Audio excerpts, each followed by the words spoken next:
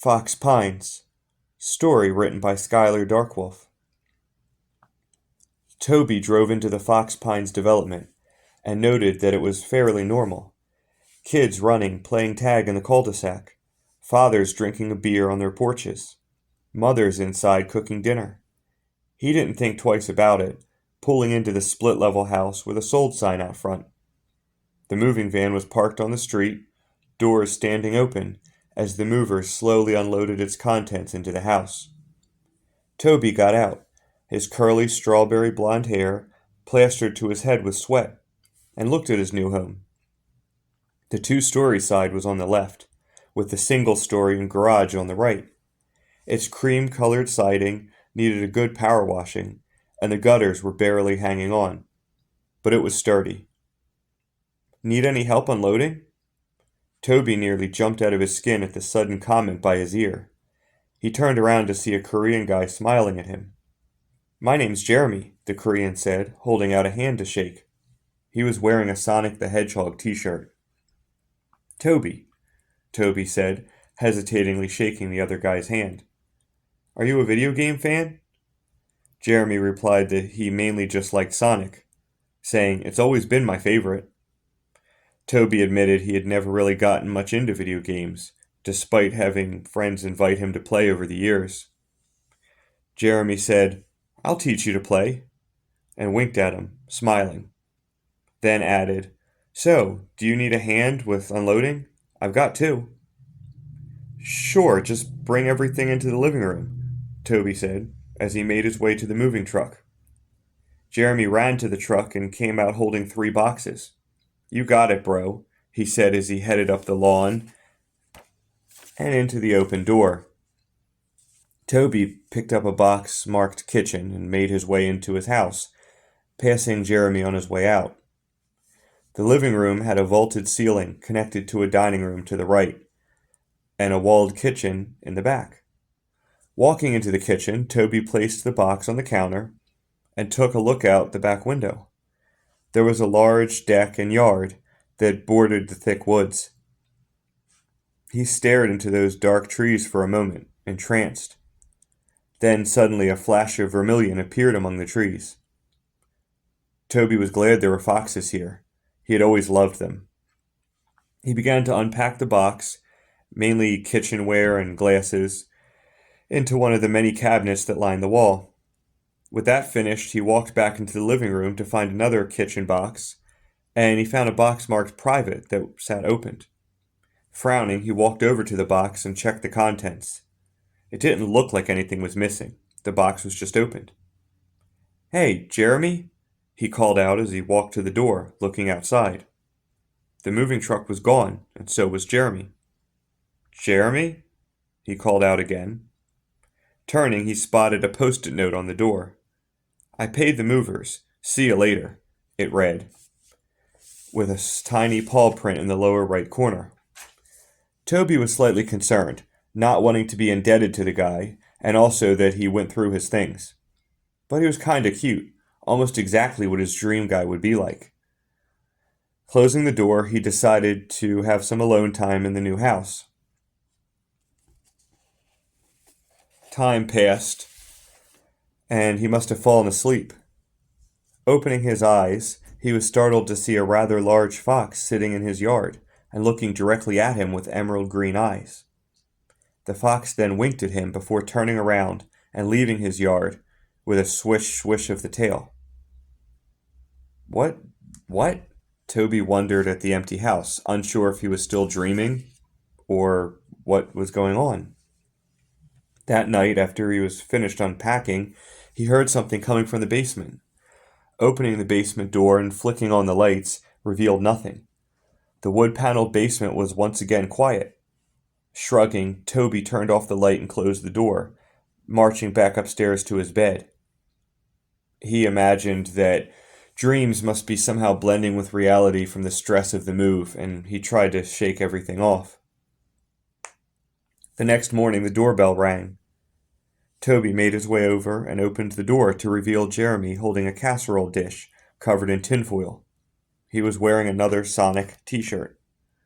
Welcome to Fox Pines, he said cheerily, presenting the dish.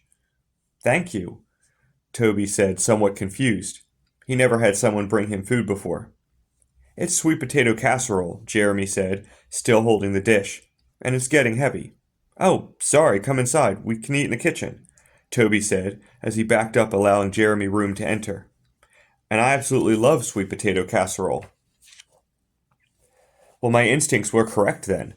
They usually are, Jeremy said as he sat the dish down on the counter, opening the cabinets and pulling out 2 plates and some utensils. What else do your instincts say about me? Toby asked as he came down to the table, letting Jeremy serve him. That you might like me, that there's something wrong with this community.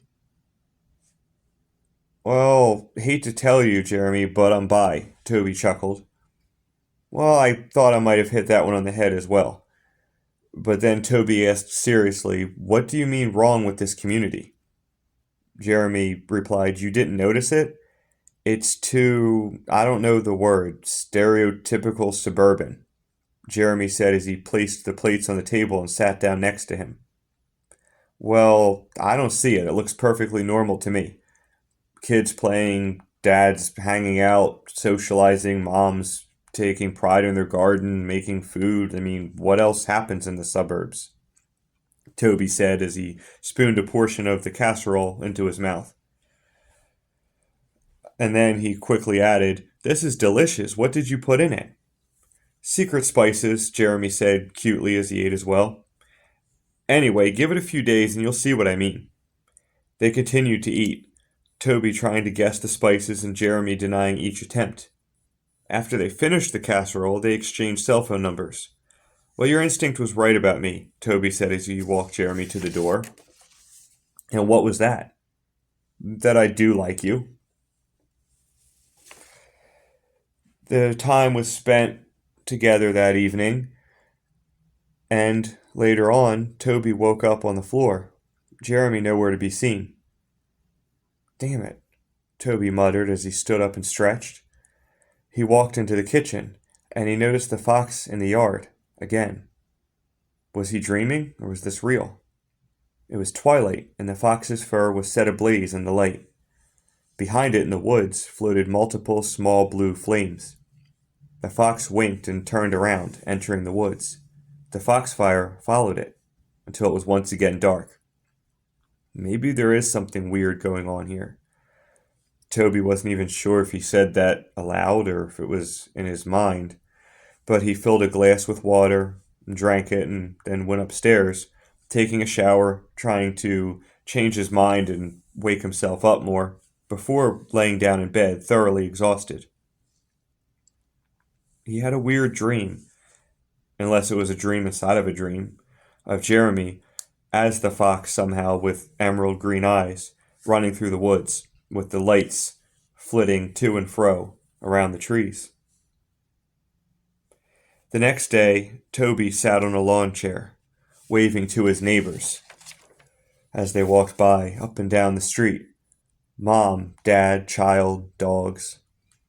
Each mom in a bright sundress, each dad in a potbelly with overalls. Each dog huge and cuddly and friendly. Every single family started to seem the same. A sick feeling began to rise in the pit of his stomach. He began to take a closer look at the houses. Each one was a practical carbon copy of the other. His own house seemed like a carbon copy of all the others.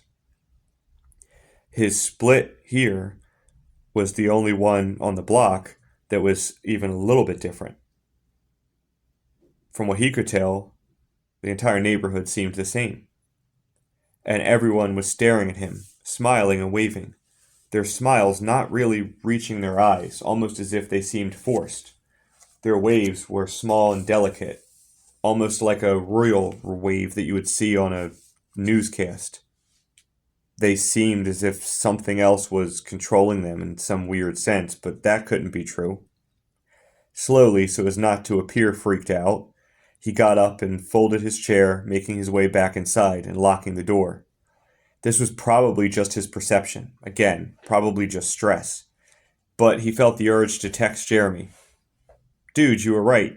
Come over as soon as possible. By the time Jeremy got there, Toby had drawn his curtains and had a pair of binoculars looking out into each home. The knock caused Toby to yelp and nearly drop the binoculars. What took you so long? Dude, you're freaking right. Look at the neighbors' houses, he said as he opened the door, shoving the binoculars into Jeremy's hands and guiding Jeremy to the windows. Yeah, it's a living room, Jeremy said slowly. Well, look at the next house's living room, Toby said. Well, it looks like the same living room. Well, look at the paintings on the back walls. Jeremy took a moment to look at the rooms that were visible. A fox in the field. Well, now back to the first house. Same fox in a field, Jeremy said. Toby pointed out another house. Same exact painting. I knew there was something weird going on here, Jeremy said, a triumphant look on his face. Now, the first night I was here, I heard some noises from the basement, Toby said. I went down, but when I got there, the noises stopped, and I haven't heard them since. Toby had a worried expression. I don't want to be alone tonight, Jer-Bear. Jer-Bear? Jeremy asked, head cocked. Well, yeah, you're cute like a teddy bear. Toby chuckled, then added, but I am curious, do you own any shirts that aren't Sonic-themed? Jer made a face. I told you it was my favorite game. And Jer-Bear? What, don't like the name? Toby asked a little sheepishly. No, I just can't think of a good nickname for Toby. Oh, well, how about Lucas? It's my Fursona's name, Toby said. OMG, you're a furry too? Jer hollered, eyes wide. Yeah, you didn't get the hint from the furry gif in my box of private stuff? Toby asked pointedly. What box? Jer asked, completely clueless. Didn't you open one of my boxes when you were here? Toby fished. Nope. No. I'm not some creep who snoops through people's private stuff. Why would you even think that? Toby replied that he found one of his private boxes opened. And Toby said slowly, that creeping, sick feeling coming back full force. Well, you really didn't do that? And who did? And Jer said, I told you I wouldn't do that. I don't go through other people's things. They stared at each other for a few seconds before they both darted around the house, locking all the windows and doors frantically. Okay, I've got all the windows upstairs, downstairs, and the downstairs back door, Toby said, looking for his gun. I've got all the doors and windows on the main level. What did you do with the place? Why did I say that? I don't know, I'm kind of sort of freaked out. Then he noticed the gun. Where did you get a gun? Wouldn't you like to know? Toby said. Come on, we're going to blockade the bedroom door and sleep with this nearby. With the safety on? Jeremy said worriedly. I don't want to accidentally blow your head off in the night. That would make me sad. Jer said cutely. Yeah, I bet, covered in gore and brain matter, sadness would be at the top of the list there, Toby said, flicking the safety on. He started to walk upstairs to the master bedroom. Jer followed nervously, looking out the back window, freezing at what he saw. What's wrong, Jer? Jeremy froze and just stared out the window. Jer? You're freaking me out now. There was a fox, he said distractedly. Big for a fox, too. Emerald green eyes. I think he stuck his tongue out at me and trotted away. Toby ran to the window and tore open the curtain. Were there foxfires? Tiny blue foxfires? He asked, looking out the window frantically. No, but I take it you've seen this fox before? He asked, a worried expression on his face. He always winks at me. I thought it was cute, at first, Toby said. He didn't see a fox anywhere in the yard. Well, I think maybe he's a jerk. I like him, though, Jer said. There was another passage of time. Toby couldn't have exactly recalled what happened, but suddenly he was asleep, and then he was waking up, and there was movement next to him. This time thing was starting to get really weird. Jer Bear? He asked, opening his bleary eyes. Stress just wasn't really an excuse anymore. Things weren't making sense. He strained to look through the darkness. Someone in a fox mask was staring back at him. No, that can't be right. He was shocked awake, and he backed up off the bed and onto the floor, scrambling for his gun and pulling the trigger, only to remember the safety was on.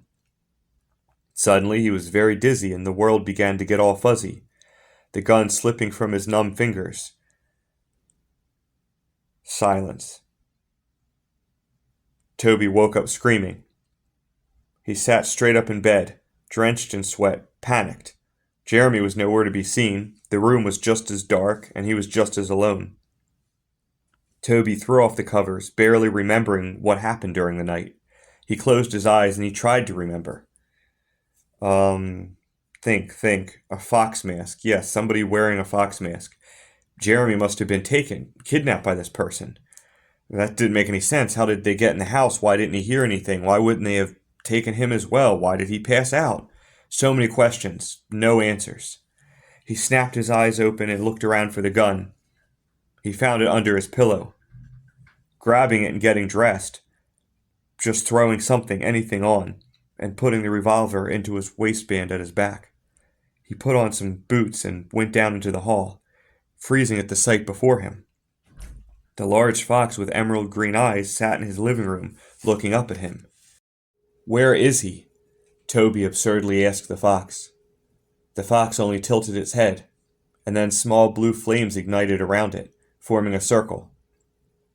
Toby took out his revolver and leveled it at the fox, clicking off the safety. "Where is Jeremy?" he asked harshly, not believing he was asking a giant fox at gunpoint where his new boyfriend was. The fox rolled its eyes and trotted downstairs. "Hey, wait! I asked you a question, you dumb fox!" Toby hollered, jumping down the steps to the main level, then down the other stairs to the lower level. The fox nosed at the basement door and backed up, looking at Toby expectantly. "Oh, what, you can't open a door?" Toby asked sarcastically. The fox raised its forepaws as if to say, "No thumbs, idiot," and rolled its eyes again. "Stupid fox with no thumbs," Toby mumbled as he opened the basement door, flicking on the lights and heading down, the fox close behind. He walked to the middle of the room, surrounded by wood-paneled walls. The fox walked around the perimeter, sniffing at each panel, until it yipped and scratched at one in the center of the back wall. Toby walked over and knocked on it. Hollow. He began to feel around the panel for some sort of release trigger, but couldn't find one, so he just kicked it. The panel broke and went flying into the void beyond, landing with a clatter. He and the fox looked at each other. Ladies first?" Toby asked, suddenly unsure. The fox didn't move. "Sorry, I guess I'm going first," Toby said, before he ducked into the opening. The foxfire's throwing out plenty of light. What was beyond was a solidly built concrete tunnel that extended in both directions, towards the street and towards the woods. Toby looked back at the fox, who nodded to the left, the path to the woods. The tunnel seemed large enough for Toby to stand up in, and wide enough for 3 men to walk comfortably side by side. "You better be sure, you stupid fox," Toby muttered, more so out of fear than anything else, before slowly walking down the tunnel. He heard the pitter-patter of claws on the stone and looked back to see that the fox was hunched down, as if hunting. Catching the hint, he also crouched, stalking his way down the tunnel. As it turned out, it wasn't a very long tunnel. At the very back he saw a shape. Coming closer, with the light from the foxfire dancing around the walls, he saw that it was a skeleton. It was chained to the concrete walls. By the light of that foxfire, Toby could see that it still had scraps of decomposing flesh clinging to the bones that weren't covered by ragged clothing. He glanced up and down. It was a really morbid, frightening sight, and he saw that it was wearing a very faded and tired-looking Sonic the Hedgehog t-shirt, one Toby had seen on his very first day in this neighborhood. The empty eye sockets seemed to stare back at him, almost accusingly. "Oh no, it can't be. This just can't be," was as far as he got before the foxfire went out. He was left lost and alone in the unspeakable darkness.